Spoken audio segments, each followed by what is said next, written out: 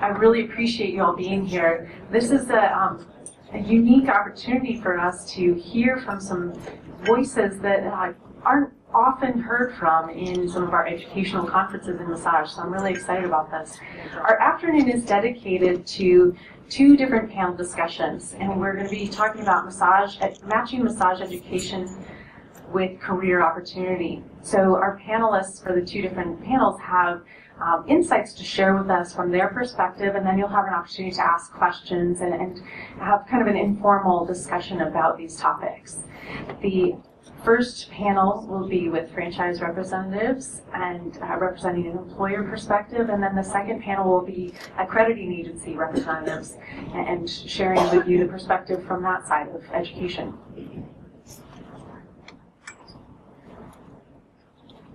Just a brief logistics kind of thing. The first panel we have planned to go about an hour and a half, and then we'll have a snack break, and then we'll change over to our second panel.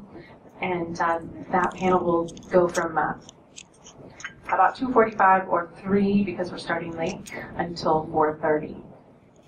So this first panel is going to be facilitated by Eric Stevenson. And the title is Massage Franchise a Dirty Word? Eric? I came up with that title. That was me. You want me to just do it? I haven't come up with much in my life, but that's Okay. okay. I have. Well, welcome everyone. How are we, Minneapolis? Yep. No? Oh, please. Okay, well, welcome everyone. My name is Eric Stevenson. I know many of you in the audience, and those of you that I don't know, I hope to not only meet, but hopefully share some ideas, not just about the presentation today, but about our industry in general. One of the things I'd like to do before we get started, you know who that is, right? Ralph. Is just show some appreciation for all of the people that put this on. You know, I do a lot of presenting for conferences, a lot of nonprofit work, and I spoke this morning with Cherie, who happens to be one of the major organizers of this conference, and she said that she put in probably about 500 hours worth of time. Now, I don't know about you, but my life is busy. The thought of me putting 500 hours in the next calendar year to organizing an event like that, that would not happen. So not just her, but the whole team, I think we should really thank them for the countless hours. You know, Pete, the entire board, everybody that put anything into this. Who had a part in putting this on? Raise your hand. All the COMPTA commissioners. All the COMPTA commissioners, everybody. So thank you. Without you, we would not be here, so thank you so much. You know, research basically proves that the single biggest predictor of your happiness on planet Earth basically boils down to one thing, and that's your social support network. And that's really why we're here. The spirit of why we're here over the next few days is to come together as a profession, come together as friends, as colleagues, and talk about something that we love. And so, you know, it's not that we're going to necessarily agree on everything. We know that, right? But our passion, I believe, is in the right place. And everyone has a deeply held passion for massage. And I want to thank you all for investing in not just you and all the people that you lead, but also the Congress and being here.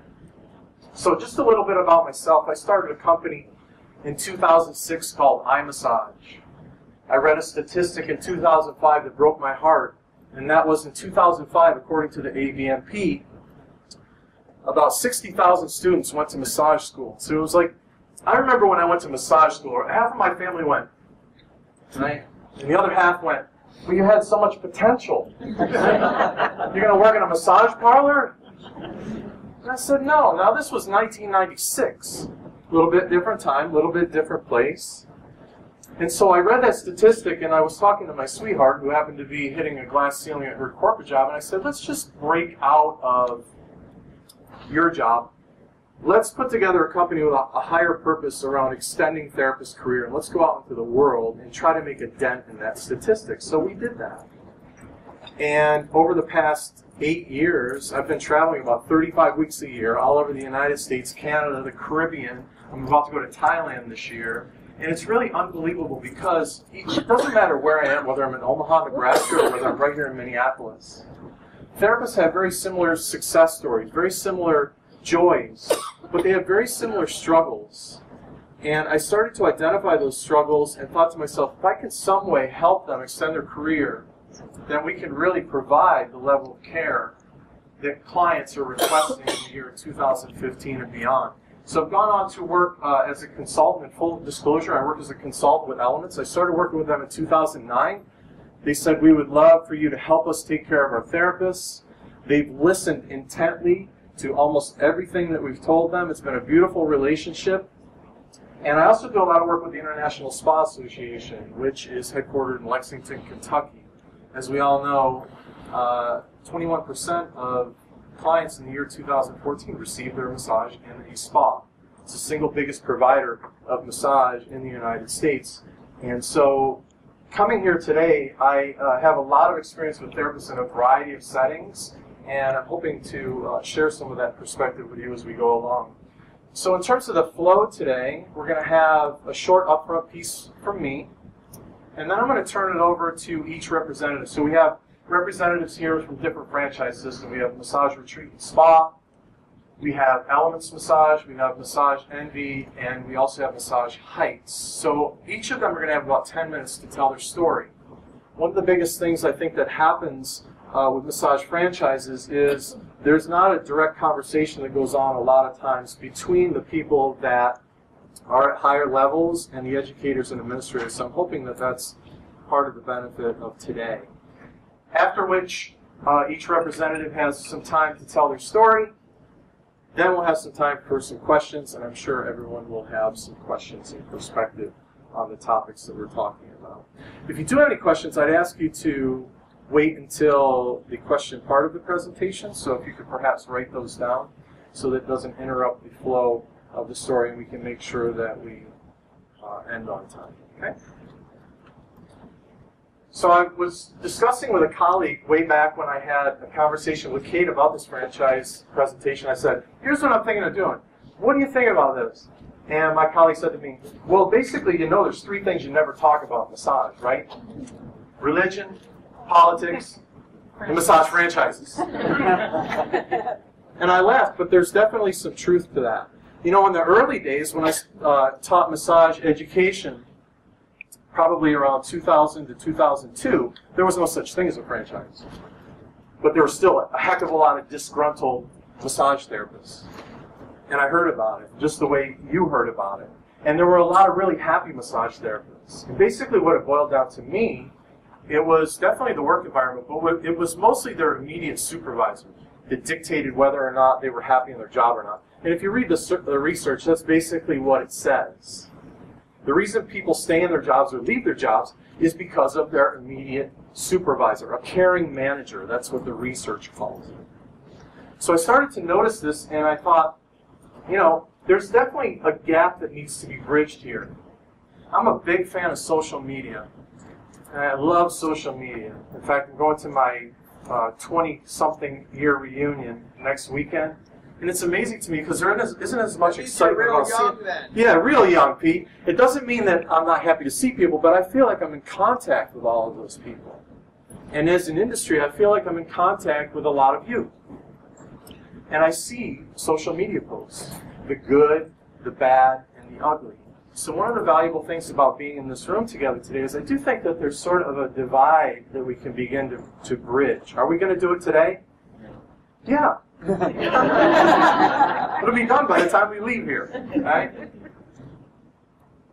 Now, I don't think any the representatives up here would say that their system is perfect.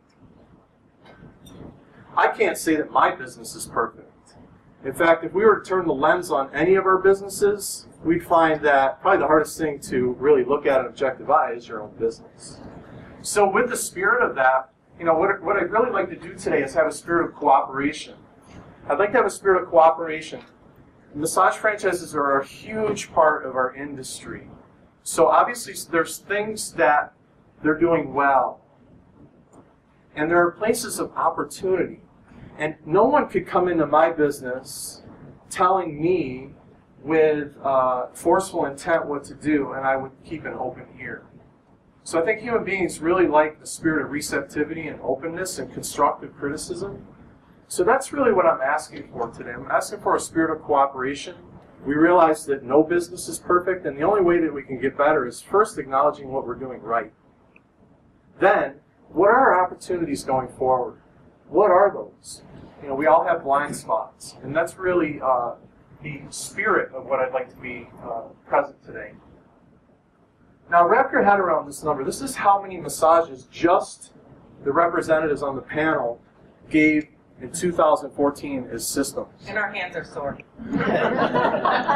Michelle personally gave at least 5 million of those.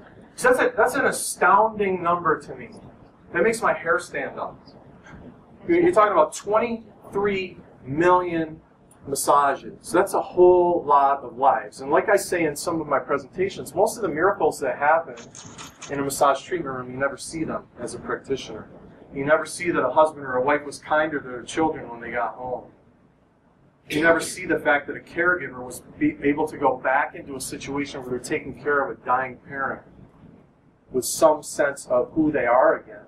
You never get to see the fact that a complete stranger lets a car or 2 or 3 in traffic on the highway at rush hour. And I believe that as educators, that's probably a big part of why you do what you do, because you know that it's making the world a kinder, gentler place. So where do clients get massage? Well, according to the AMTA research in the year 2014, here's what we're looking at. So 21% of clients reported receiving a massage in a spa. Now, spa is sort of a ubiquitous word, isn't it? Like, you can go into your own hometown and find spas that just do nails.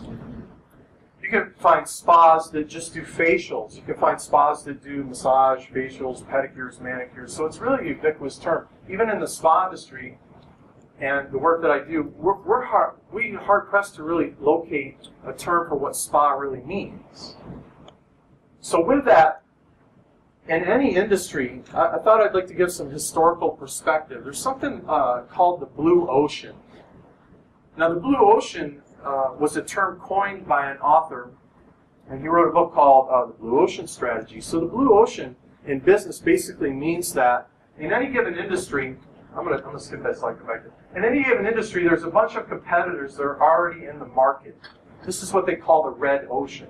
So up until about 2002, there was a red ocean in massage. And where were the places that we could receive massage up until the year 2002? I mean, historically, what were those? Chiropractor. Nail salon. Nail salon. Health club. Homes. Homes were a huge one. Most of the massages that I had up until massage school and the consequent years afterwards were in people's homes. And I'll never forget, one of the therapists I used to see on a regular basis, the first time I went to see her was in her home, and I walked in, and one of the first things she said was, "You like dogs, right?" And I'm like, "Yeah, what does that have to do with anything?" Well, that's because the dog was in the treatment room during my massage, right? And, you know, I'm kind of using this as an analogy for other things that potentially were maybe less than professional that happened in massage rooms up until the inception of some of the more formalized procedures that we have today. And it's easy to forget about that, but I can tell a lot of stories, and I'm sure you can too. A lot of stories about that. So when we looked at the red ocean, what we really had was companies like Cirque du Soleil coming in and saying, you know, the circus is like kind of old tired. Let's take this concept of the circus, let's glamorize it. Right? Let's get rid of the maybe animal cruelty part of it. Let's bring in high wires and swimming pools, and they literally revolutionized the way that we experience entertainment in a big way. And they're probably like one of the biggest examples of a blue ocean company. Now you have what's called disruptors in any industry. So in America, right, pure capitalism, disruptors happen in every industry. And here's some recent ones that you may remember. So does anyone know what company this is? Napster. Napster. What did Napster do to music? Literally overnight. I don't know if you've ever seen that Napster documentary, but it's amazing to me because almost overnight they changed the way music is delivered to the end user. And who did they make mad? Everybody. Now, instead of most record companies or most bands looking at it and saying, you know what, this tidal wave's coming, we got to change. You had bands like Metallica, which were one of the biggest rock bands in the world at that point. They took them to court and they tried fighting it. Meanwhile, the whole time they're fighting it, right? They've got this guy behind the scenes you may have heard of. His name's Steve Jobs. He's going, I think this is going to really change stuff. We need to figure out how to move with this rather than move it. And he invented something that you're holding in your hand. How many people have a smartphone in front of them? Now imagine not using your smartphone anymore. Right? In fact, mine died right before I came here, and I was like, no, can't happen. Right? So this is one of the major disruptors in our life, the cell phone. The other delivery, remember Blockbuster? What happened to Blockbuster? They're gone. Completely gone. Right? You won't find a Blockbuster hardly anywhere in the United States anymore. Netflix saw the trend. They said, how can we improve it? Who's dictating? Let's get on it. Uber. Has anyone used an Uber in the last month? Yeah, it's changing the delivery. So disruptors are in every single industry. Americans are entrepreneurial in spirit. It happens to everybody. So that's just a little historical perspective. You know, the iPhone, some can say that Steve Jobs really democratized music. You no longer had to get in your car and drive 30 miles to the record store. You could sit in the privacy of your own home and buy anything you wanted to buy with the click of your finger. And you didn't have to buy the whole record. You could just buy one little song. Now, only about 15% of Americans last year got massage. So literally, there's 85% of us sitting below the surface. And we all know the reasons why a lot of Americans don't receive massage, right? There's a whole long list of reasons why people don't get massage. In my workshops, one of the primary things that I teach is deep tissue massage that doesn't hurt the client or the therapist. And I say, how many of you in the room have ever had a massage from a therapist, went way past your boundary for pressure, started to impose pain on your body, and how many people raised their hand? How many of you have ever had a massage from a therapist? They went way past your boundary for pressure and started to impose pain on you. About 40% of the American population has had that kind of massage. And they go out and tell their friends, never ever getting another deep tissue massage again. I was bruised, I had pain for weeks. Right? So it's a bad PR problem. Now, you look at the providers in this day and age, and these are just some of them, right? And you start to ask yourself, like, why are franchises becoming so popular? Well, when I work with a spa team, they'll come up to me and say, Mr. Eric, I can't believe they're making us do this, or I can't believe they're making us do this in the spa now. And I'll say to them, how do you think that they arrived at that conclusion? And they'll say, well, I know that the spa manager just got together with the CEO and they sat around the boardroom table and they thought that we should start doing this hot towel thing at the end of the treatment. And I'll say to them, actually, probably what's closer to the truth is they're doing a consumer satisfaction research poll at your spa, and they're mining through all the comments. And the only thing that really matters to a business owner is what the consumers are saying. So I mine through literally hundreds, if not thousands, of comments and surveys, and what I'm looking for are key drivers of a business. And I can tell you one of the biggest key drivers in the massage business is whether or not someone feels safe when they walk in the door within the first 30 seconds. I'll take all my clothes off and let you touch me. And if it isn't safe in here and it doesn't have an environment of safety and trust, then I'm out. Another key driver is actually checking in about pressure during a massage. I've had 5 massages in the last 6 months where the therapist never checked in one time about pressure during the massage. So you start to ask yourself, why are these systems getting so popular? I think one of the keys is that consumers are speaking very loudly about what they want. Right? And if we listen as an industry, not only will we be able to rise the franchise system, but I think all boats are going to rise with the tide. I probably haven't spoken to an educator in the last 8 years that hasn't said that professionalism is one of the things they struggle with in their current student body. And so with that, that's just some food for thought, a little bit of background about what we're going to be talking about today.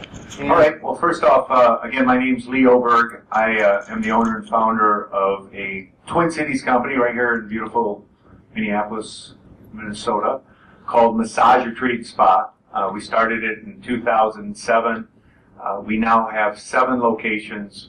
We did our first franchise location in January of 2015. Let me see back here. There we go. We have 140 massage therapists. We work with all the schools and our massage therapists in bringing them onto our team. Our motto is best experience, best results. You can see by a lot of things that we do in the industry with guaranteed ramp-up pay. The wages are very competitive to our competitors, Massage Envy, Hand and Stone, other people in the industry. We also do a wellness reimbursement program. Our whole program is about healthy employees. Healthy employees enhances the retention, enhances their desire to continue to work with us. Flexible schedules. We give our therapists a lot of business. We're very busy spas, and that's what's helped our growth and our success and our retention of our massage therapists. This just talks about experts in the industry. We're on local TV. We're the official therapist for the Minnesota Thunder here, so we do a lot of things with them. Very much involved with the community. We offer a 100% guarantee to our clients. That states something to our employees about how much we are engaged in that piece about our customers feeling safe and getting great service. And that goes along, we spend a lot of effort in coaching and the training that we put into our therapists. I would say that what therapists love about working for Massage Retreat and Spa is the opportunity to come in and do so many different modalities. Oh, I'm sorry. They're great. They're great too. They're great. Everyone's great. But I was just going to say that the piece that we find with the people that we're lucky to add to our team, all of our therapists, because that is our business, and we're very passionate, just as you folks are, in regard to teaching it. But they're excited about the opportunity to take young people to old people and discover who they like working with and the modalities that they like, and I think Gary will say the same thing. So thank you very much for having me here.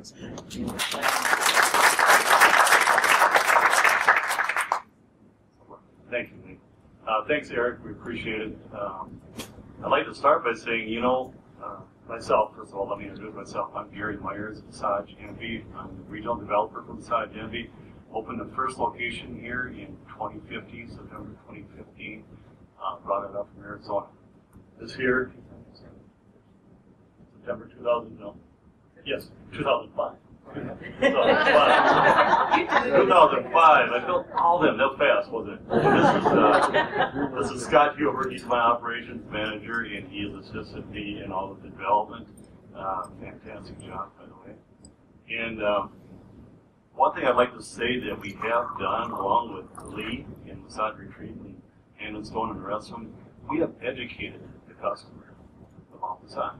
That's the greatest thing we've done. How much did they know before we started? You want to talk about what franchising has done.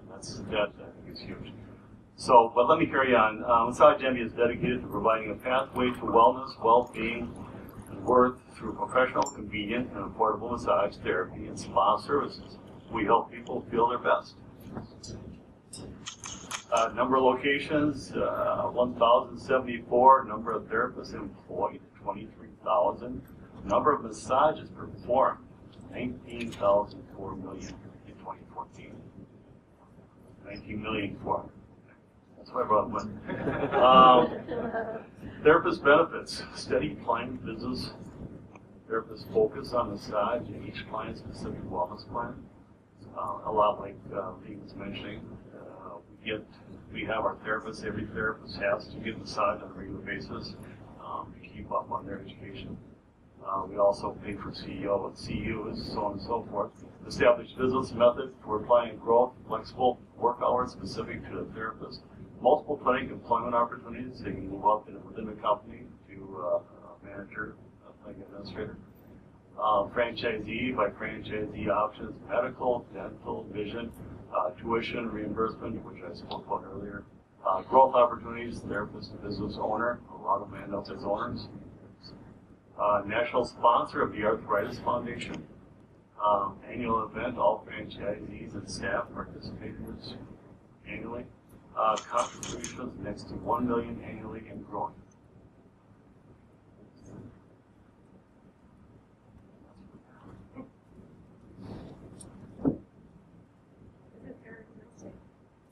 My husband says I can't talk if I'm sitting, and I think it's true. Okay. Hello, is this too loud? We're good? All right. So, I'd like to introduce myself to those of you I don't already know. My name is Michelle Maruniak. I'm a massage therapist, and I am the founder of Elements Massage. And I'd like to tell you a little bit about Elements. Wrong way. Founded Elements in Colorado, where I live right now. We currently employ about 3,000 massage therapists in 207 studios nationwide, but the number on this screen that means the most to me as a therapist is the number of lives we're touching. 1.5 million. And I remember when I started my first location in Colorado in 2004, that when we reached 500 lives touched in 1 month, I was like, yes, I'm making a difference in the world. So it's very exciting to be a part of this. And so I am the founder of Elements Massage, and I'd like to kind of share with you kind of how I started that founding process and what happened. And so I'm going to take you back in time, a long time ago, in a galaxy far, far away, as Eric was saying before, massage franchising. I graduated massage school in 1999. And then between 1999 and 2004, I found my classmates were struggling. There wasn't a massage franchise. They could maybe work at a spa or a chiropractor's office. They could go out and create their own business. For whatever reasons, maybe they didn't want to market themselves. Maybe they were introverted, or they just really wanted to be hands-on in the massage room. They were coming to me and saying, would you hire me? And I was in a one-room location. So the next couple of years, I opened 2 business locations in Colorado, and I was employing about 40 massage therapists. And what I learned in that process was that massage therapists really love being employed. They liked me having the clients ready for them at hand. They liked not having to market themselves. They loved the consistency and the teamwork. And I have to share with you, does anybody here find Mustache Man distracting? I love this guy. These are all real therapists, and I love this gentleman, but our franchisees were like freaking out that we had Mustache Man on in advertising. But I do want to share with you, these currently are not my employees, but down here in the bottom left, Lori with the glasses is an exact mirror story of somebody I hired, Amber, back in 2002 in my own little private studio. And Amber said, you know, I had my private practice for 5 years, and it was stressful. If clients canceled and I'm in a massage, I couldn't replace that client because I'd come out and find a message. I was stressed out about paying quarterly taxes. And then, as you know, massage is kind of an ebb and flow industry. We can never predict when clients are coming. Our franchisees, we know this. Is Monday going to be our busy day or Wednesday? And it keeps changing.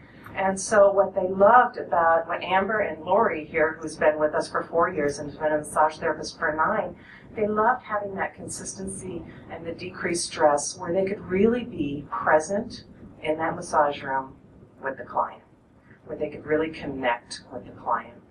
And for me, I came from a corporate background, so I wanted to make sure that my employees felt respected and cared for and connected to. So in 2006, when I was contacted by the company that's now Elements to say we want to take your business nationwide, I wasn't too sure I wanted to go down that path, cross back over into the corporate world. give up my freedom.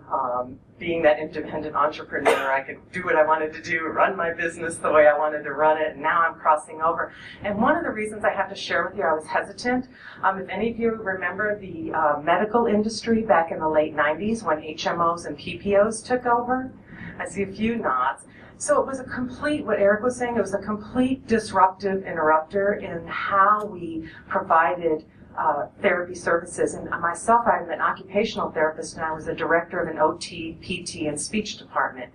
And pretty much they came in and said, you used to have 3 months to help this lady on a walker go up this flight of stairs so she could be independent in her home, but now you've got 3 visits. And I got so frustrated by that change that I just threw up my hands and left the industry. So this time, when Elements came knocking on my door and I had to decide, do I want to get back into this or not, I first kind of started seeing it as a burden, like, why me? Why did they choose me? Why do I have to be that therapist that crosses over to the dark side of massage franchising? But then I realized, you know what? Massage franchising was going to happen with or without me. And Elements gave me the opportunity to give these massage therapists a voice. I have been in the room 25 to 30 hours a week giving massages. I know what it's like to work in a massage room so small that your butt's hitting the wall as you're trying to massage the client. So I knew what therapists wanted because I was one myself. I had been employing 40 therapists. And so I thought, you know what? They're really giving me an opportunity to influence massage franchising from the ground level and to give therapists a voice. And I'm so proud to be a part of Elements. That's from 2006. We started in 2006 with 3 franchises, and now we're at 207. But the part I love about being with Elements is that our morals and values are the same. And that's what I felt was compromised when I was working for another corporate location in the healthcare industry. And so I loved that we were aligned with, we wanted to show respect for our therapists. So much so that we have this basis at Elements of mutual respect and making sure that we take care of each other, and how we really enforce that a couple of ways. One, as Eric said, he's been with us for many years now directing our education, because I'm a business owner and I'm a massage therapist. Eric brings in that wonderful education piece. The other is kind of have this foundation of about our first 50 franchisees who really bought into this model of respect. And what I love about it is that every franchise owner that comes into our system goes to Colorado and is trained all week long by a massage therapist that used to work for me. And she infiltrates, she teaches these non-massage therapy franchise owners what it's like to be a massage therapist. What does it take for us to be in the room? What kind of energy? Don't talk to me about numbers. Talk to me about the lives I've touched. And so Stacy comes in and brings that from the corporate level for training, and I love that. We also have a lot of other great benefits, as all the franchisees do, but a couple that I would like to point out come from the experience of Elements working together with us. Is first of all, on our system, you have to take care of yourself. If you don't get a massage that month as an employee, you're off the books. I won't give you clients next month. Elements franchise owners are really invested in making sure that their therapists get themselves taken care of. So they have to receive one non-paid massage at least once a month. And that's one way that we can enforce. The other is that we have Eric and myself and my business partner Kathleen Gramsci. We go around and teach the same type of massage techniques as Eric does, how to give a deeper massage without injuring yourself. We really focus on body mechanics. As far as CE classes, most of our franchisees across the United States, and remember, they are individual business owners, so there's only so much we can guide them on doing. Most of our franchise owners, they'll see the benefit and pay for at least 1, if not 2, continuing education classes a year for their massage therapy employees. Professionalism and communication. I know Eric said that was a hot topic earlier, and I saw a few nods heading on that. We get to take the basic stuff that you teach them in school, and through our systems at Elements, we implement that where they get to train and practice. Just like a baseball player is going to go and practice every day how to hit the ball, and they're in that batting cage hitting. Same thing with Elements. They get to practice every day. They get to practice with their coworkers. They get to practice with the clients. And so their professionalism and their ability to grow personally and professionally is enhanced by our training systems. One thing I'd love to share on our growth opportunity is that The growth opportunity within Elements gives massage therapists a chance to contribute to the massage industry in ways that aren't always hands-on hours of massage. So if they're a lead therapist, they may be doing 25 hours of massage, and then they can earn money doing additional training of their teammates, integrating them into the Elements system and showing them some of the consistency in our paths. And so our trainer at corporate, second from the bottom, Stacy, love her. She trains all the franchise owners from a massage therapist perspective. And then we have a new program out called the Elements Ambassador, and we just rolled this program out, and it's in a trial basis. And with this program, we've selected 13 massage therapists from across the United States that do not have any other leadership position within their Elements franchise. And what they are doing right now as a representative from our corporate office is they're going to start coming to your massage schools with some of the franchise owners and talking to the students on a peer-to-peer level of what they like about working at Elements. I want to share with you one success story, Jackie Martinez. Jackie started as a member with Elements in 2006 up in Massachusetts, and then she decided she wanted to become a massage therapist because she enjoyed receiving them. And she joined us as a massage therapist in 2008 and 2010. She became a manager for 3 years, and the owner of that studio said you need to own your own franchise. So in 2013, Jackie opened her own massage franchise and now is so excited to be employing massage therapists of her own. Jackie's one of our massage therapy owners. We have several others in our system that really enjoy being an owner. And that's not the right path for everybody, but for those that it is, we're really happy to offer that. We're very proud of Jackie and her growth, her personal growth. Talk about a personal growth story. And so at Elements, our goal, as you can read, we achieve this goal of supporting and enhancing our therapists' lives by really providing everything they need so they can drop in that massage room, be present with that client, and connect with their clients, because we think that's the most important thing. And again, listening to what the client needs, but it's having that all the other distractors out of the way so that when you walk in that room as a massage therapist, they can be in there and be focused with their client.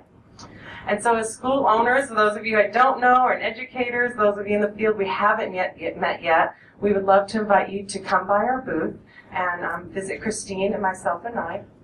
We'd just like to hear about some of your students that you think might be a good fit for franchise system, and then how we might work together with you to help increase your enrollment if that's one of your goals. And so thank you very much for being here, and I appreciate it.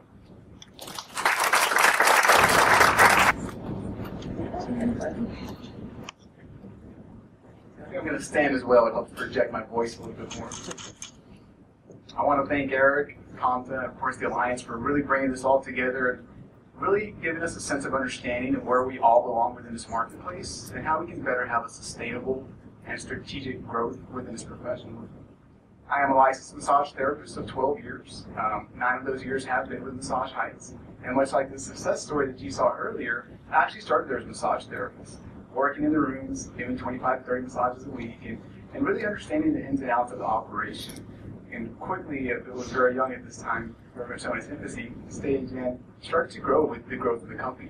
And now currently the position of Director of Industry Relations and Development, doing pretty much what everybody here on this panel does. It's really trying to work with the industry. How can we support the industry? How can industry support us to make sure that we are a sustainable profession? We are a family-owned and operated company and have been since the inception in 2004. These are our 3 principals here. Shane Evans is a beautiful lady you see running across. And Wayne Evans is a mature gentleman who's holding her on her right-hand side. In 2004, they were coming back from vacation and paid a lot of money for massage. And as they were coming back, they were saying, how can we develop a business model where people can really enjoy massage therapy on an affordable basis? And Shane being a spa junkie and coming from a sales background, Wayne also enjoyed massage therapy and coming from a wellness background. He actually worked for Valley's Total Fitness for multiple years. And they thought, how great would it be if there was a place where we could go pay a monthly membership and get a massage? So they thought this was a great business platform. And they got back home, did a little research. Turns out somebody was already doing it. Massage industry was kind of out there. So they said, nevertheless, we're still going to go out there. We still want to support our community and provide massage therapy. So they opened the first location in Alamo Heights, and within about 2 weeks, people were slamming the doors down.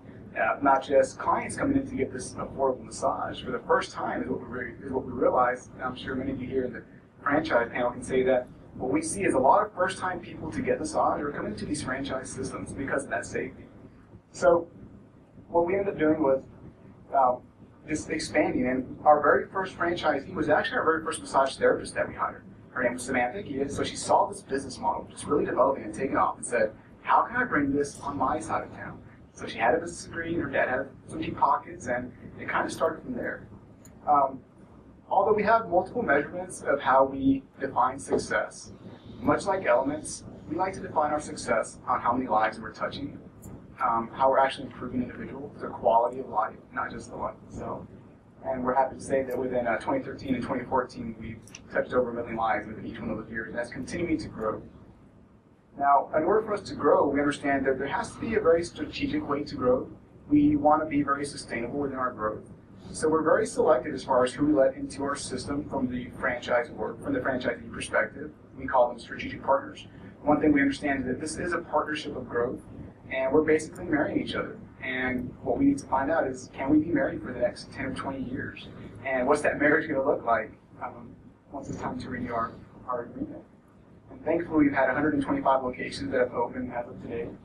60 of those are body plus face. So we have very much so an emphasis not just on the medicine and massage therapy, but also on skin therapy and understanding the health of that organ of the body. We have 8 international locations, so we are in Calgary, Alberta. I believe we're working on number 9 at this speed. And our future growth consists of, within 2016, adding 30 additional retreats, in 2017 having 40, 18, 50, and in 1960. So as you can see, it's very much sustainable. And we have a very strategic process when people come in on board to our system. It's used to be in the past that we had a big room of individuals and we're trying to give them a sales pitch on why they should invest into a Massage Heights. And now what we're doing is we're bringing individuals into our corporate office and we're trying to see if they are in alignment for us to have the ability to actually award them a Massage Heights franchise license to make sure that they are aligned with our values. Now, one thing that has hindered not just our growth, but I think everybody here on this panel's growth has been a big industry challenge. In a recent survey with ICEPAL, we saw that close to 80%, actually a little over 80% of the people that were in the survey found that when it came time to finding qualified employees, from neutral to very difficult, 80% of those surveys said it's extremely challenging to find qualified massage therapists to actually come work for us. And that's just not just franchises we're talking about. This is an entire industry being represented. And with the AMTA research report, what we found out when it comes to massage schools, one of the biggest challenges that they're having is difficulty in actually attracting those students. So what does that do for us as an overall industry, where we can't hire enough people, but we can get enough of them to actually graduate? This really starts to hinder us in our growth and what our potential truly can be. Currently with Massage Heights, we have a little over 3,800 team members, as we like to call them, employees, as you know them as. Over 2,300 of them are massage therapists. However, we have an opportunity to add an additional 1,000 minimum massage therapists to our team. Okay, one thing that we've seen in the industry is for the first time ever, part-time is actually up within our industry. It's up 8%, and full-time has actually gone down.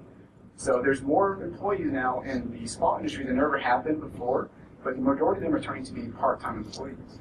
So one thing we've learned is that we have to be more flexible with scheduling, and we have to work to the massage therapist's comfort level. And that's why we say we need a minimum of 1,000 team members added on to our system. And the way to kind of get there is we listen to what they have to say. We survey our team members on a minimum of an annual basis. We call it a team member satisfaction survey, and we're very non-biased with our questions. We want it to be anonymous. We want it to be as blunt and transparent as possible. So we will ask them things like, what do you think about what we charge for the massage? What do you think about what we pay for the massage? What kind of benefits would you like to have? And bring all that information together and see how we can better suit that. Of course, staying within our business parameters. And that includes benefits such as $125 towards continuing education. And one thing that we learned is whenever you're investing in your team members as a business owner, that investment comes right back to you. Because people are going to want to see the therapist more often. You have a much more knowledgeable staff. And then, of course, those team members within that team want to be associated with individuals who are intelligent within the field of massage therapy. We also understood that professional liability insurance is a must for all of our therapists, but this is an expense that they usually have to pay out of their pocket. And I don't know about you, but every year when that $200 insurance comes around, we're always like, oh, yeah, I guess here, just put it on this card or whatever it may be. We didn't want our team members to have to incur that expense, so we're now taking care of them, making sure that they're taking care of everyone else. This includes our team member monthly memberships. So much like Elements, we don't force them to get that massage, although I think I may take that from you. We're going to start forcing them to get that massage, but we definitely encourage them to take advantage of their team membership and come in and take care of themselves. This is the only way they can take care of anyone else. Of course, we do offer multiple different benefits, such as health, medical, dental, vision, short-term and long-term disability, pay time off, 401k, things of that nature. But as mentioned earlier, it is a franchise system, so that's going to really be up to the franchisee to pick those up. And of course, competitive compensation.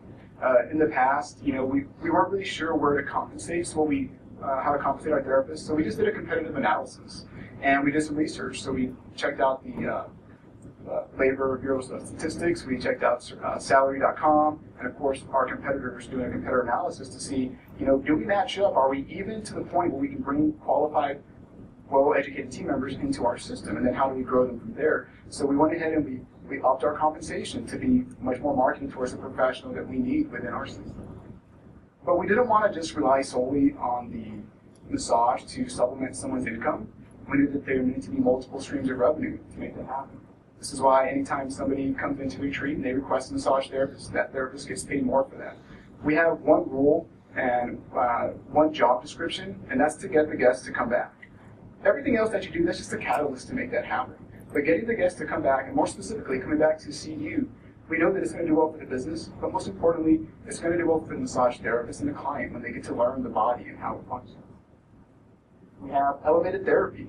So these are our add-on services. So whether it's a hot stone therapy, a foot scrub, whether they're doing a cold stone face massage, or our active therapy, which is an inclusion of heat, cold, stretching, sports ball, great service.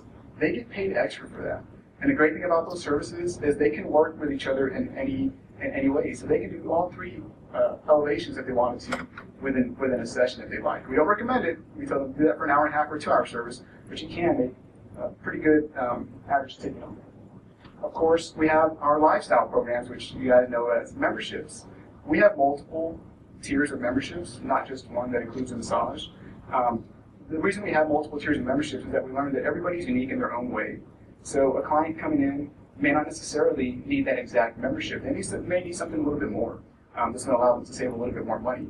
Well, we have that available for them. Of course, we have therapeutic self-care products. Along with those surveys, we ask our massage therapists, what do you really want to give? What do you want to provide? What do you recommend for your clients? And we took that information, we took that content, worked with our development team, and helped bring in those products that therapists really want to actually recommend to their clients.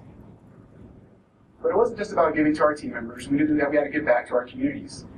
This is the reason we've aligned with nonprofit organizations such as the American Cancer Society. And we did this from a national perspective, a national level, and we presented them with a check about 2.5 years ago at our convention, and quickly realized that although it made a difference and it really did give us a better focus on where we need to be and how we can give back to our communities, we understood that it needs to really happen on a local basis, which is why about 1.5 years ago, with our marketing team, we ended up rolling out a program that gives them the tools, the guides that they need in order to better help support local nonprofit organizations. For example, this was Here to the Road, which is based out of Houston, Texas.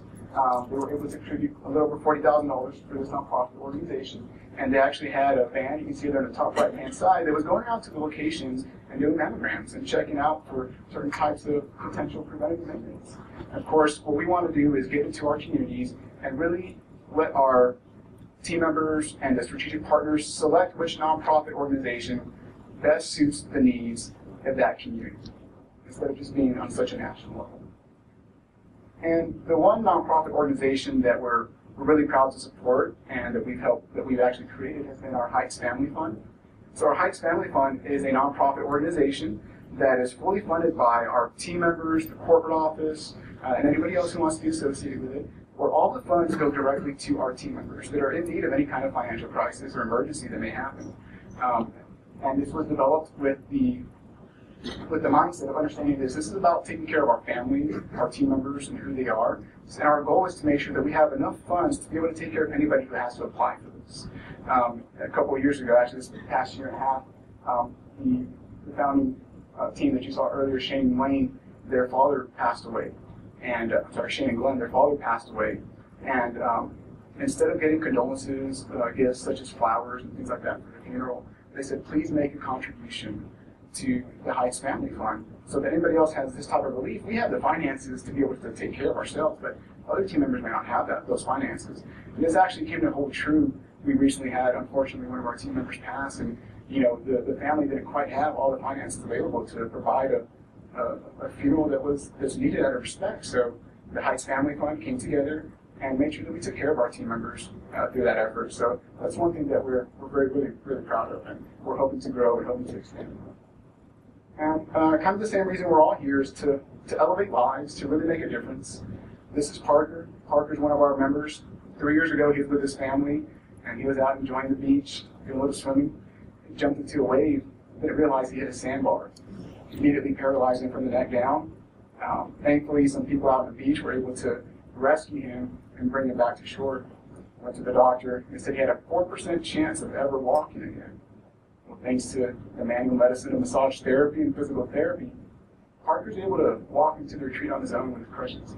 So, again, it's one of many stories I'm sure that you guys have heard of and have seen. And this is just one in particular that really makes us feel like we're out there changing lives and making an impactful statement, whether it's somebody who's learning how to walk again or somebody who's just stressed out from their daily job, whatever it may be. We just know that we're making that impact, and we're glad that we're able to make that difference here with everyone in this room.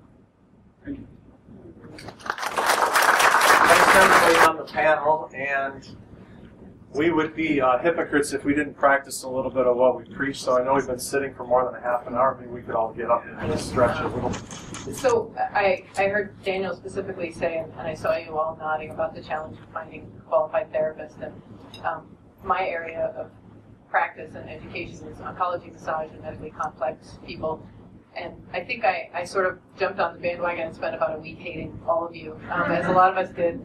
And then I sort of did the thing like, okay, well, this is working and millions more people are getting massage, and that can't be bad. Except that a lot of Americans are not healthy. And so when you talk about qualified therapists, I'm really curious, what does that mean to you, and what are you doing in your franchises to make sure that your therapists are actually prepared to work with your average American who maybe doesn't have cancer but is probably not healthy? And how can we as educators support you in really qualifying your therapists to work with what your average person is dealing with? Yeah, sure, I'll go ahead and take on this first question. So when it comes to having qualified team members, it's not that there's a lack of education within understanding of the human body, the understanding of anatomy. That's there. That foundation's always going to be there. And honestly, that foundation can take you pretty much anywhere you need to be within massage therapy once you have an understanding of the structural alignment and how to better balance the body.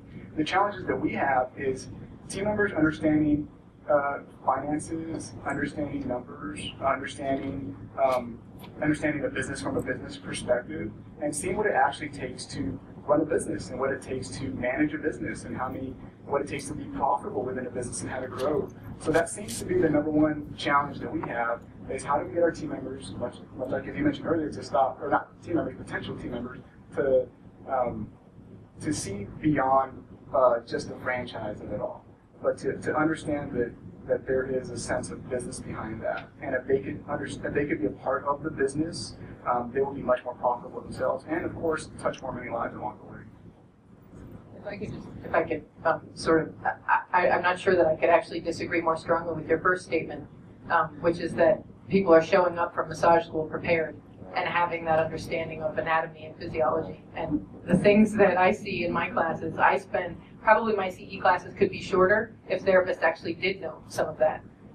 But they don't. They don't know how the blood works in the body. They don't know what your kidneys do. And so I guess that's really, so if the rest of you, if you find your hiring challenges are about the franchise, then I would prefer actually that you would just cut right to the chase of how are they prepared to put their hands on people who are potentially compromised, and how can we support you in making sure they are, because I think there's a pretty good assumption that they're not actually prepared, that there are a couple of really great schools in the country that are preparing people, but the body's really complex, and we treat it like it isn't. And it's really, if you're going to be touching millions of people, let's help you touch them in ways that are going to support them instead of potentially exacerbating things that are already going. I would just say that within our spas, we have expert healers. I mean, people that have been doing it for 8, 10, 12 years. And then you have people that are coming out of school, and the idea with them is we're we're putting them through a lot of modality and training classes, and then connecting them with mentors. And the mentors are these people that are the ones that have been doing it for a long time. And I think that helps us bring our people up to a level and that comfort level. But it's always a challenge for us. I think that piece and all the pieces of cancer and diseases and how do you work with those people in massage.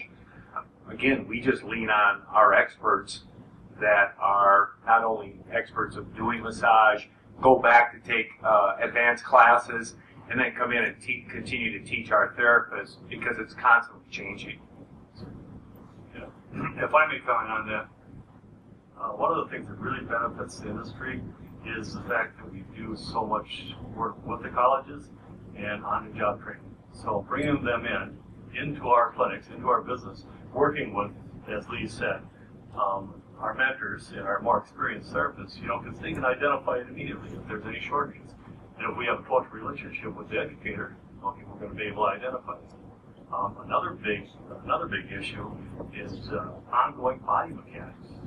Good Lord, that's why they're getting out of the industry. Yeah. They, after they're out there, they're so busy they don't take care of themselves. They're like nurses and other practitioners.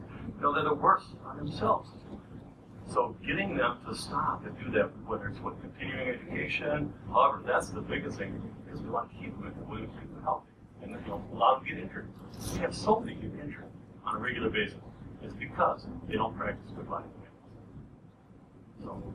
And I have to say on the top of that, because I have to say it, as a profession, we have to own that we have never determined what proper body mechanics are by using ergonomic experts in the field to do the studies and to do the evaluations so this doesn't happen. And so I challenge, because I've been challenging this group forever, and they're not listening. So I'm going to challenge this group. Fund for real, get together as a group and fund for real an ergonomics evaluation of massage therapy using real ergonomic experts so that we know what the body mechanics are supposed to be. Because obviously what we're teaching isn't working. Thank you, Sandy. Thank you, Sandy. That's a great suggestion. I think as a group we can come together and help a lot to help you as a group of franchisors. I would like to say, first of all, come see me because we're always seeking good continuing education providers.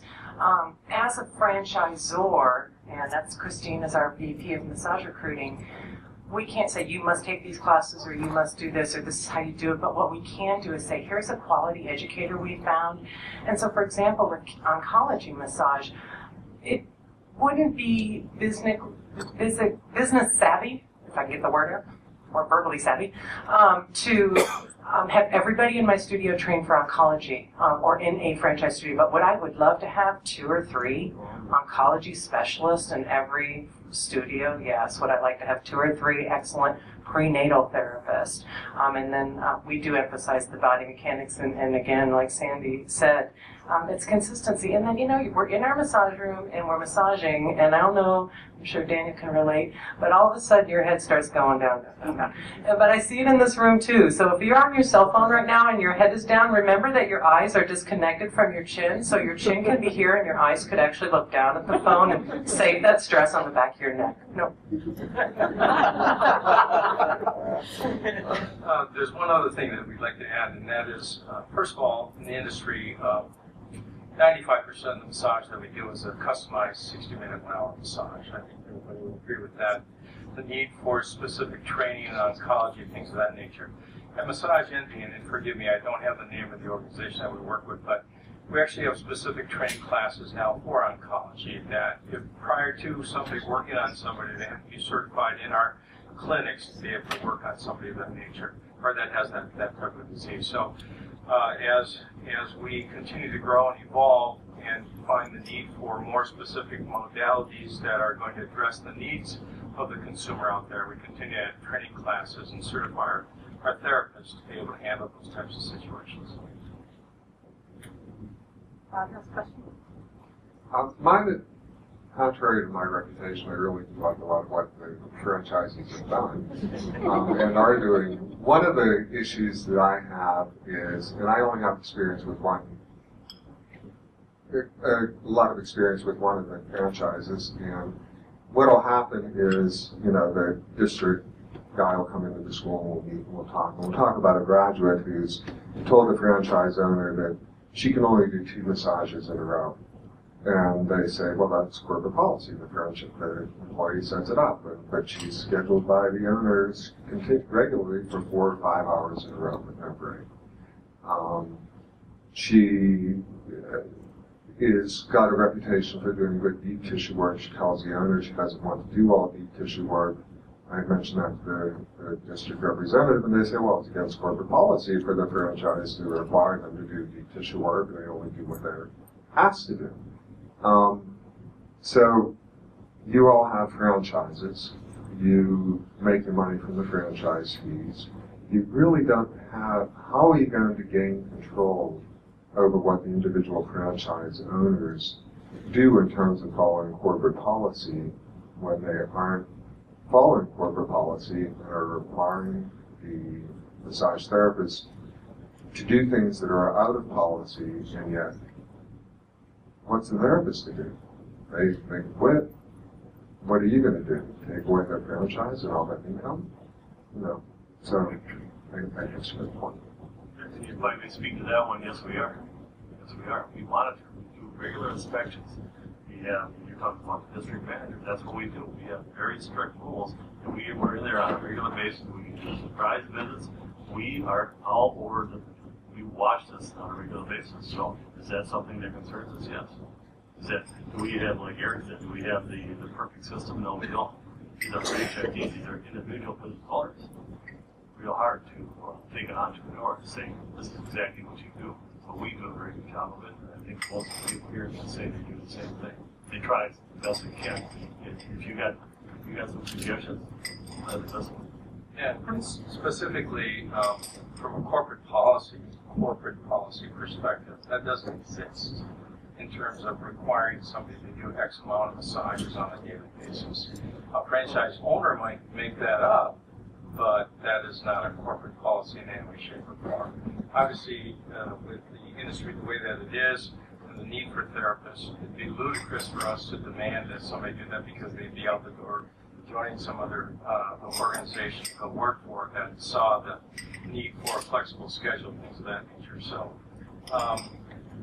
I understand it does exist. Some owner may be hiding behind the fact a policy that they may have created themselves, but I doubt very seriously that anybody on the panel is requiring their therapists to perform X amount of massages on a daily basis. I'm gonna jump in here because I think we probably could go round and round on this one. And remind everybody, the hope for today's session is a spirit of cooperation.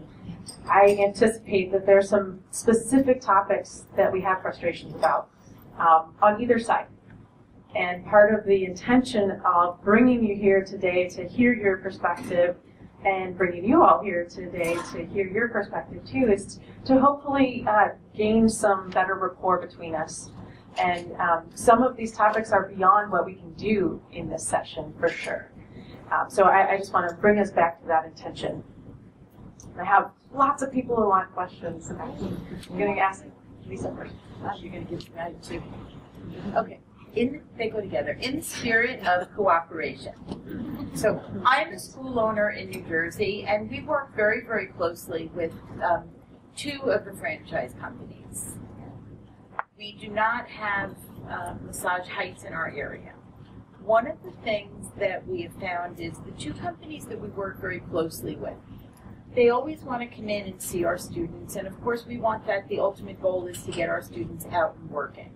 However, when you have so many individual franchisees in the state, I can't afford to have one company have 9 different franchisees come in and see my students. I don't have that much time in my curriculum, and I'm sure that other school owners would find it to be the same.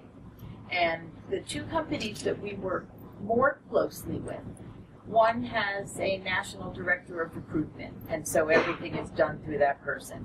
The other company, through their regional developers, they have a school liaison, so we work with that one person. And so they come in and they see the students. And so my first question is to the other companies, have you ever considered doing something like that? And in going along with that, you know, we have, and I'm sure you'll hear it from schools around the country, just from you all sitting on the panel, I have 3 jobs for every graduate of my program. And our franchisees are fighting over themselves to get to these graduates. And again, it's my goal to get the students out and working to whatever works well with them. However, with the amount of graduates that are graduating around the country compared to the amount of jobs, you know, one of the things that needs to happen is massage needs. Should I just get this up? Oh, closer up. Shows how often I use this. So one of the things that I think needs to happen, and I've spoken to school owners around the country, is when people think of massage, I think it's Eric who spoke first, who said his family was like, you know, way to go, or oh God, why are you doing this? And a lot of people come out and they don't consider massage to be a viable career, and they don't understand that it is what it is, and it's not massage parlors. And have you all ever considered working together in some cooperative sort to do some kind of marketing campaign about massage therapy as a career? Because I think there are just so many people that would be great for this career that don't know it is a career. And even if they do know, they think of it as massage in the 90s where there were no jobs. And now just among you all sitting there, there are so many jobs and you need so many therapists that I think that you need to work with us to let people know that this career exists. Amen. To your second point, absolutely. Thank you. Actually, I just researched some documents that I sent to our corporate office back in 2010 saying just that. We need to work together as a group and work with schools to promote massage as a career. And we also need to look at where else can we get, who else can work in our industry? Maybe it's somebody that English is a second language, and we need to figure out how to educate them bilingually or whatever we need to do so that we can get people into our industry that want a trade career, because that's really what we are. We're kind of that hands-on crafty arts career. And sorry, your first point just slipped my mind, but I saw Christine taking notes. But have you considered having a regional person or a national director for developing, and so that you limit the number of people going into the classroom? Yeah, and hi everyone, I'm Christine Fisher. I'm the VP of Therapist Recruitment for Elements. And yes, that is something that we are working on. And as Michelle mentioned earlier, the Ambassador Program, which we are piloting in several markets, the intention is to do just that, to have more of a single point of contact for a specific region, and also have that individual be a massage therapist that can speak on a peer-to-peer basis versus having, you know, all the independent franchisees come and, you know, all give different messages. So absolutely. Any thoughts about the national advertising campaign? I was just going to mention that the recruiter, excellent idea. We do every region out there from South Africa has one recruiter that goes to all college. That goes all the colleges out there, so that's the best way to handle it. You don't want all these people after you go down.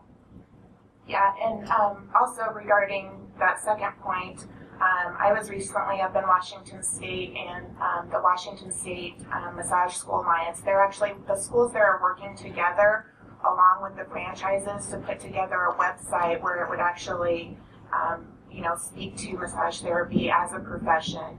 If you've ever heard of beautychangeslives.org, it's a similar type of approach, so that they're trying to do that. And I think it's an awesome effort. They're still trying to get it off the ground, but I'd love to see that, you know, in other markets as well.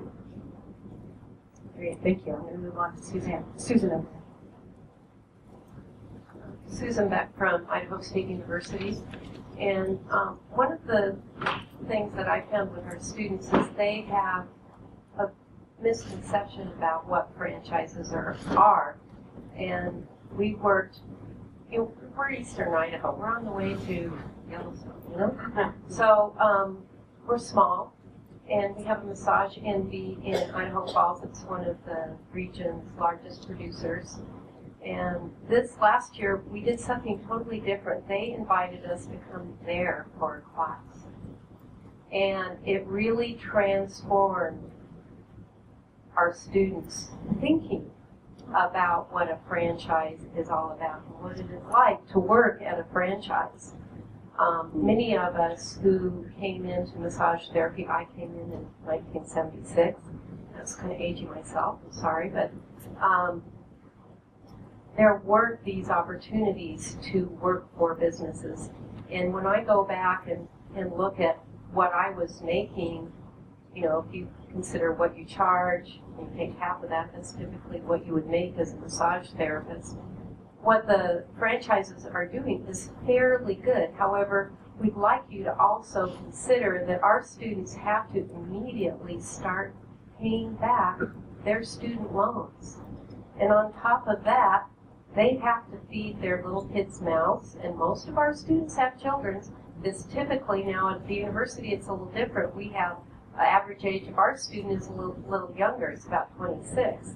But I also think that one of the things that's happening is in our industry is, and is starting to be addressed with the ELAP project, is we know that we're not giving enough hours of education for our students to be successful. And I don't even think what we're jumping up to at 625, is that the new standard that we're trying to promote? I really don't think we can teach students what they need to know about human anatomy, kinesiology, and prepare them to take the MEBLEX or another exam in 625 hours. We have enough time to introduce them to subjects, but not to embed that knowledge. So I think you need to get out of the box a little bit to get, you know, because I think you have a lot to offer us. Thanks for sharing that innovation there. Diane. Hello, I'm Diane Masnardo. I am a director of a practice-based research network. And since you, as franchisees, have the largest practices, I'd be interested in seeing some collaboration on the lines of like Sandy Fritz, thank you, has mentioned, is taking some of the practices that you do and put them towards rigorous research that's not even that rigorous. We just started our first study, which is a card study. So your participants or all your therapists would have a little card that would ask things, so we can start to collect data from the ground level of how these practices are working. We're doing it on a, we have 87 participants in our local area.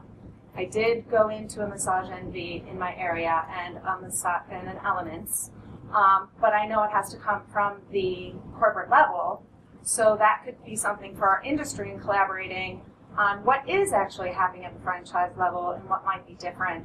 So maybe later there could be an opportunity to talk about. Yeah, absolutely. I think any way that we can reinforce how this manual medicine with massage therapy helps an individual, and a way we can prove it through case studies is extremely important. And as we kind of saw up here, we have a representation of, 50,000 massage therapists minimum on this panel. And so that's a lot of outreach, and that's a lot of research and information that we can provide for everyone. But it will require some guidance, of course, from you guys to kind of make sure that we're getting the proper information and following the proper procedures to get the data that's important to really make a change within our industry. But that's something we're definitely open to for sure.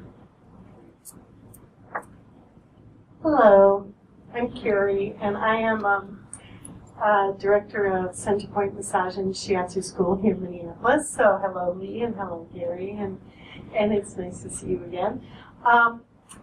I want to reiterate something that was said, but not just to the franchise owners. I think it's for all of us, therapists, school owners, and we've reached out to our local employers. How can we come together and let the public know that this is an amazing profession to be in, and that we need more therapists? We have great schools, mostly, to educate them in. And there's a lot, enrollments are down. How can we get enrollments up? And how can we get more great employees for you? It's not, and we've had the discussions, it's not offering a 200-hour program. It's not offering a 150-hour program. Because in Minnesota here, we are in an unlicensed state. And it's, unfortunately, one of the employer partners is aligning with a competitor. And I don't know how I feel about that at this point, because that seems to limit options. But I think that we can all, in this, we need to work together as an industry and get the message out. And as I even looked throughout all the titles of all the seminars here, there's nothing about the massage therapist shortage in the United States. And schools are down, and I want to say thank you to the franchises for making massage accessible to the everyday person. And that's what's exploded here, and it's because of you that there's so much more acceptance, and it's not scary anymore to go get a massage. And I applaud you for that. And I think we need to work together and have it be inclusive. And schools, all of us need to work together. Thanks, Carrie. There is actually one session during the Educational Congress that's an open brainstorming session about collaborating to increase enrollment. And it's because we do have a shortage. We have increasing demand, decreasing enrollment, and we have people who go to school but don't graduate, or they graduate successfully, but then they struggle to get licensed, or they get licensed and don't start practicing. So yes, if you're coming to the Educational Congress, please consider coming to that collaborating session. Hi, my name is Regina Cobb, and I'm the director of the Massage Therapy Program in Rhode Island. And I run two programs. I have an associate's degree program and a certificate program. My associate's degree has 1,165 hours, and my certificate program has 805 hours. I'm under the umbrella of Rehab Health, so we have occupation therapists, we have physical therapists, we have nursing, and our model is more working with the hospitals. We do not teach, we have philosophical differences in that we do not teach about gratuities. And so a lot of times when my students get out there, they're very qualified and they want to come and work at a franchise, but they're looking at how much money they pay for their associate's degree, and they're not being compensated from the knowledge that they have of 2 years over 1,100 hours, and it doesn't match up. And so those are some of the struggles that I have in Rhode Island, is that our students are overly qualified, but their pay does not match up. And they, like said, they have to pay their bills. So the philosophical differences, and I see some of the community colleges, some of my partners have now closed their doors because of enrollment and things like that. And they were pretty much on the healthcare track. And hospitals are not hiring either. So we're at a catch-22 for massage therapists and shortage. We have the education, but we have some of the best schooling, but they're starting to become extinct because of some of the competition. So I'd like to just interject there. What I heard you say, Regina, was simultaneously we have people who are getting advanced training, but then we're hearing that we're having trouble finding qualified therapists or people who are doing what they need to be doing in the context of being an employee. And I think some of Lauren's question was challenging. Is it really that they don't know the franchise model, or is something else not working out? Are we giving them advanced training in the wrong things? Regina? Help us know. Could I take it for a moment here? Great. Carrie, we sat in many meetings trying to figure out what we're going to do, and our problem is enrollment. Our problem is enrollment, you know. And actually, you were Carrie was the one to bring this to our attention, or bring this as an example of the nurses. We had a nursing shortage years ago, and what did they do? They marketed. They marketed heavily to that industry, right, to correct that issue. why are we not marketing to the students' parents? Okay, would anybody here, well, probably here because you're in the industry, but if you talk to the average parent, are they going to recommend to their son or daughter to get into this industry? Do they know about this industry? Do they know this is the greatest part-time job or full-time job, whichever you want? And by the way, supply and demand is driving the wages sky high. So Regina, to answer your question, what do we need? We need more enrollment. Okay, that's going to drive wage. Actually, it's the reverse, because right now supply and demand is driving the wage up. But to that point, our therapists are making more now than they did 5-10 years ago already because of supply and demand. But still, our whole problem is enrollment. Why don't we have more? We have to market to them.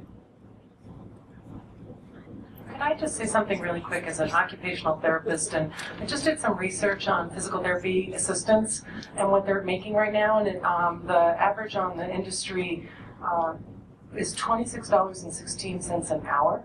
And so in the franchise system, and I'm not going to speak to the others, and I can't say what every franchisee starts their employees at, but our therapists are reporting from our surveys that including their tips, they're averaging somewhere between $38 and $40 an hour. So I just wanted to share that as a kind of correlation to what the PTAs, I know as an OT I never got a tip, PTs aren't going to get tips, so they're going to kind of be at that $26 range. But is that at 40 hours a week, or for the PTs and OTs? So they average $26 an hour. PTAs can work part-time or full-time. In the Element system, we really encourage our therapists to work no more than 28 hours of hands-on massage.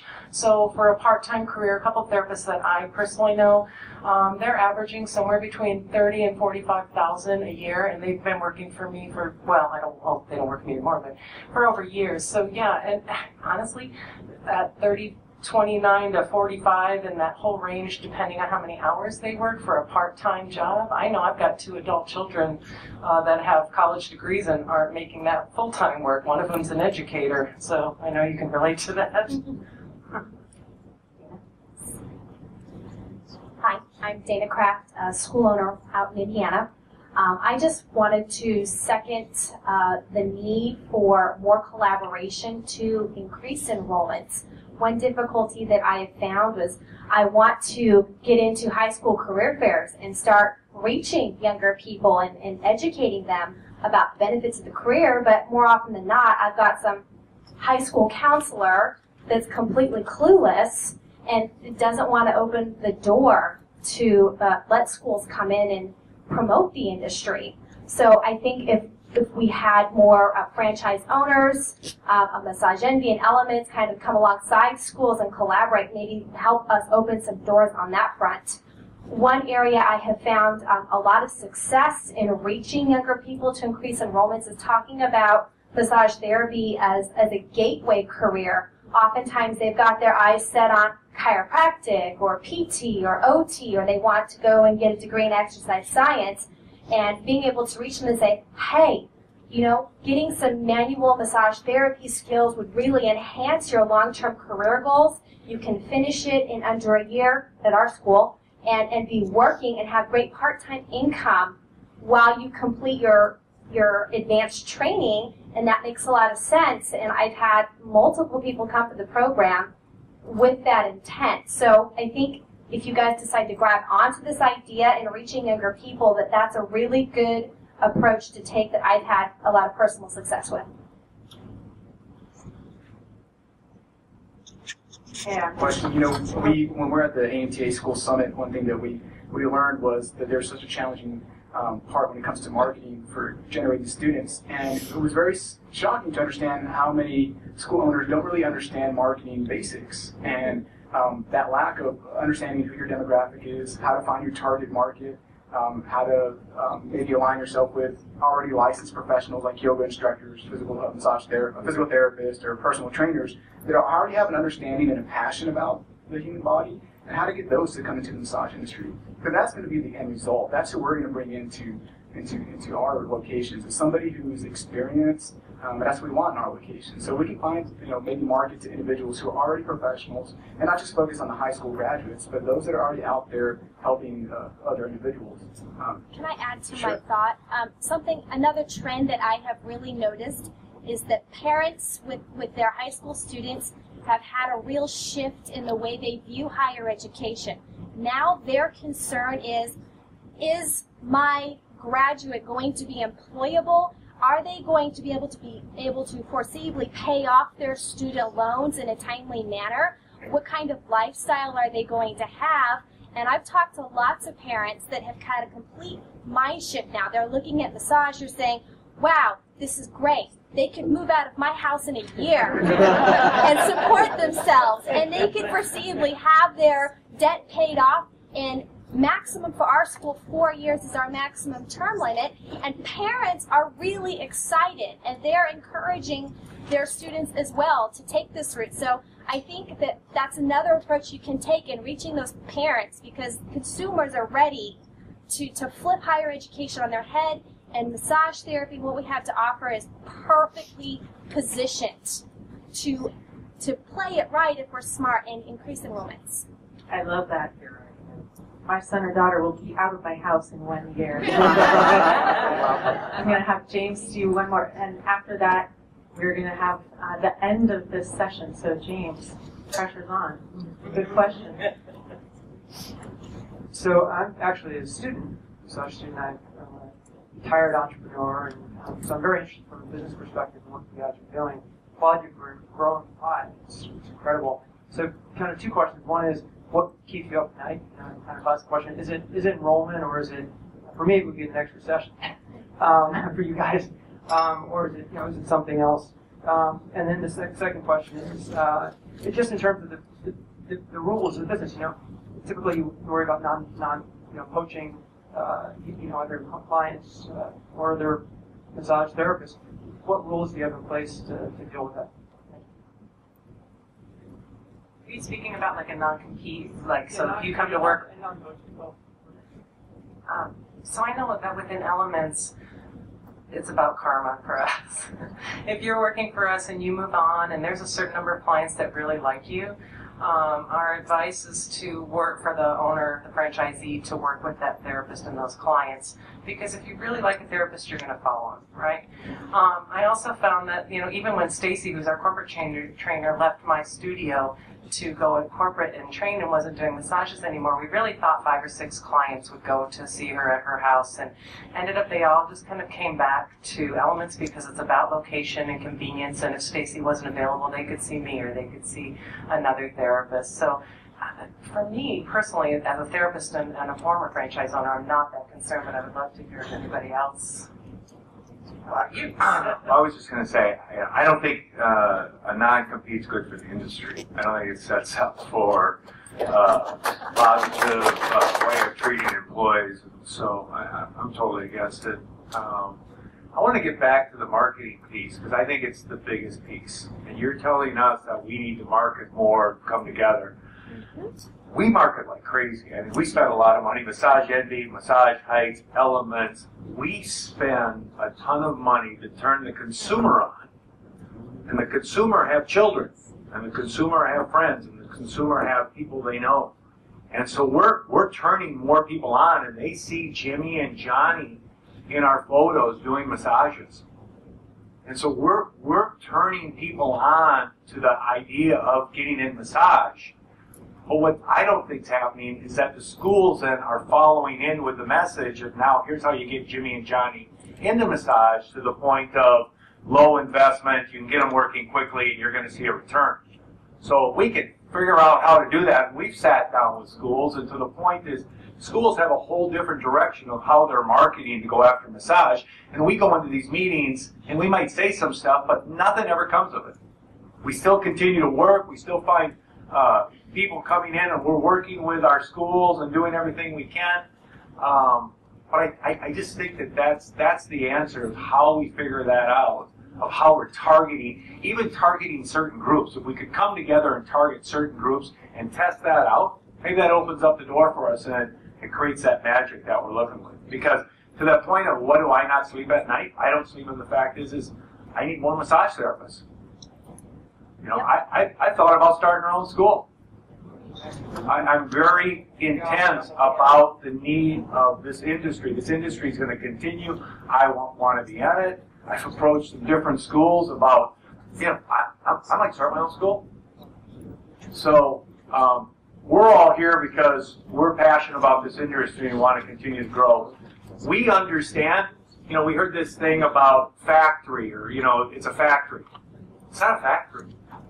It's an opportunity for people to come in and grow with us, and we're all real passionate about it. If we weren't, we'd be out of business, because it's our customers that keep us in business.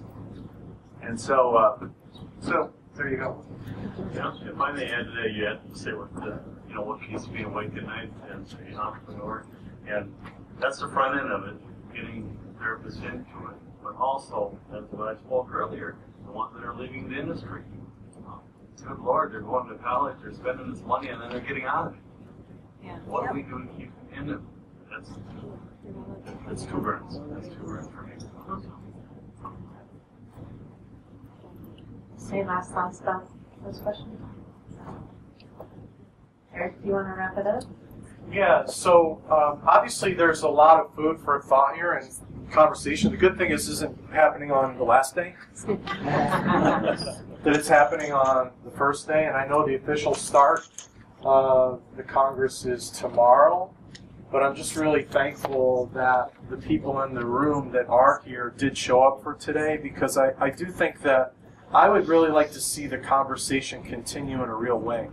And the only way that's going to happen is for you and I to have conversations with all of you. Not just today, but next month. And the month after that, and the month after that, because it's not perfect. And part of my frustration as an educator is filling in holes in primary education that should have happened in the student's schooling. And so I think that no matter what aspect of the industry you're looking at, whether you're looking at the franchisees, they got to plug the hole in their boat. We got to plug the hole in our boat too. I've got to plug the hole in my own business, and the only way I think we can do that is through constructive input, through each other's feedback. So thank you all for attending today. Again, thank all the people that made not just today possible, but the rest of the weekend. And I know that there's a great session with Kate coming up as well. So thank you. Thank you. And before we go on break,